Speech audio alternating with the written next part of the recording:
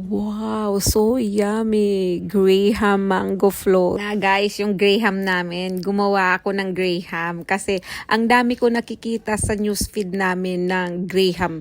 Graham dito, Graham doon, o nag-Graham na ba ang lahat? So ayun na nga, ito na yung procedure.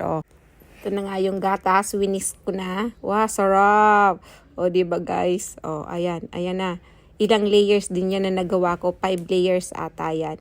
So ito nga guys, itatry ko lang mag-voice over na para hindi tayo makopyright kasi lagi na lang tayong nakaka-copyright sa my music, voice over muna.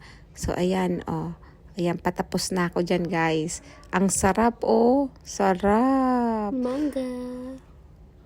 Diba? Ayun, patapos na nga yan. Inubos ko na yung Crush Grahams. Ayan guys, ready to chill na. Then